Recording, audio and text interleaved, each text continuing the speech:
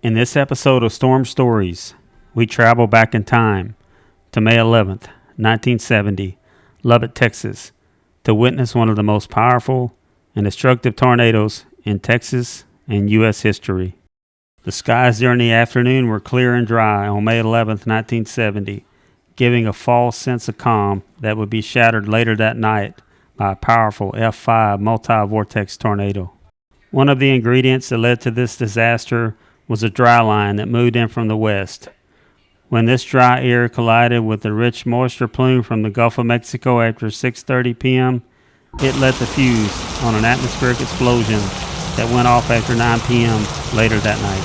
The tornado touched down southwest of Lubbock around 9:35 p.m., traveling for 8.5 miles, causing a path of destruction across 25% of the city, with the twister lifting near the Lubbock Municipal Airport.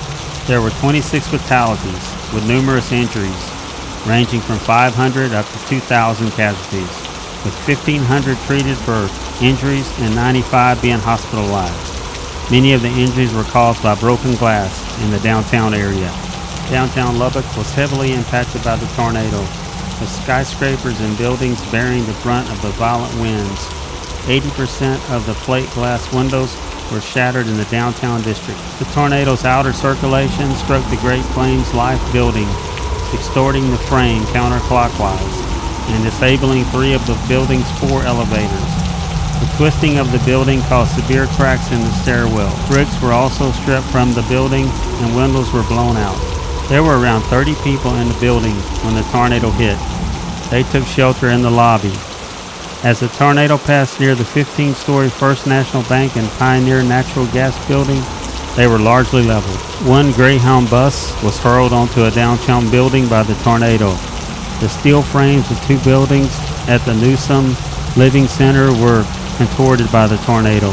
One of the buildings was destroyed and the other was severely damaged. After the tornado reached the intersection of University Avenue and 4th Street, it looped eastward and intensified, becoming increasingly destructive.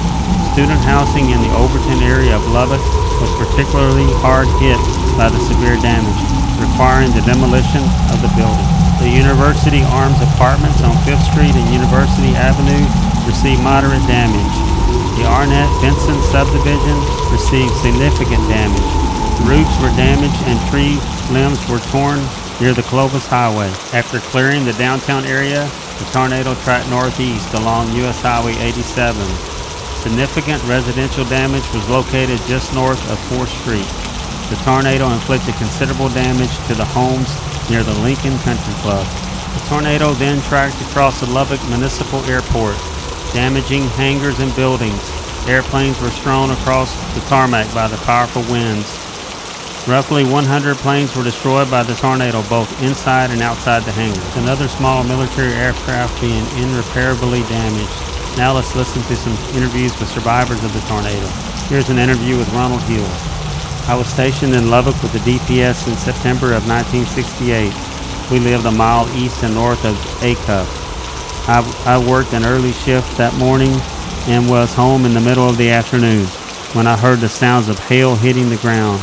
I looked out to see hailstones the size of softballs.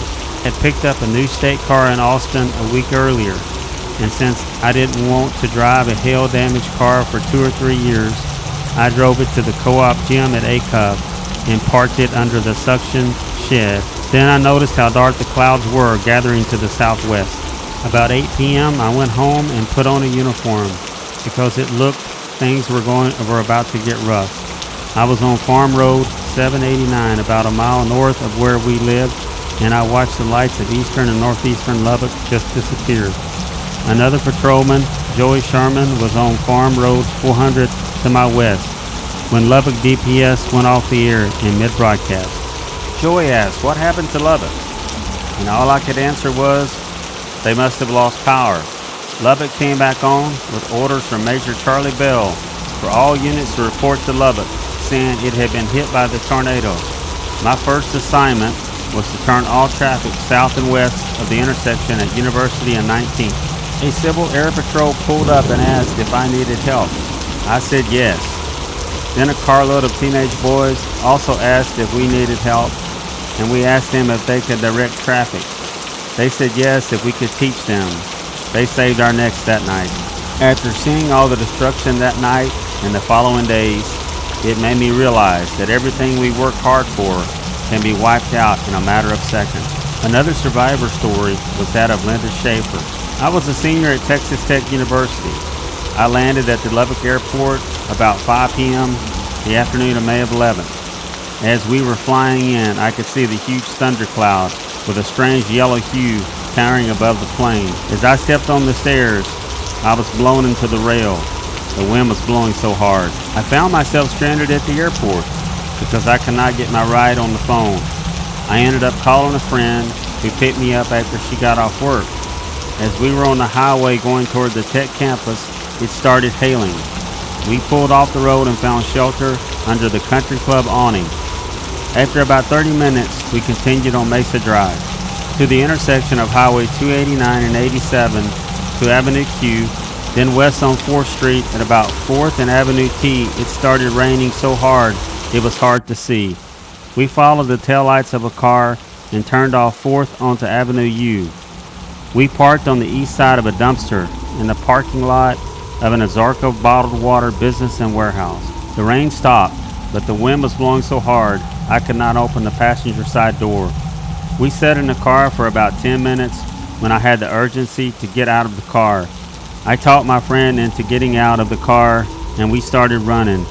We ran down an alley. A garage door to a warehouse was open. We ran in and were greeted by two men.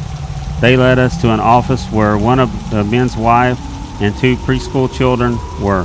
The wind had pretty much died down, so my friend decided to walk over to a huge plate glass window to check on her car. When she was about 8 feet from the window, all hell broke loose. There was an exploding sound combined with breaking glass. I immediately dropped to the floor with my knees and legs tucked under me and my arms and hands protecting my head. A ceiling tile fell on me not long after that explosion. I got up and ran with everyone else to take shelter in the hall. With two large ceiling tiles over us, it sounded like a freight train outside.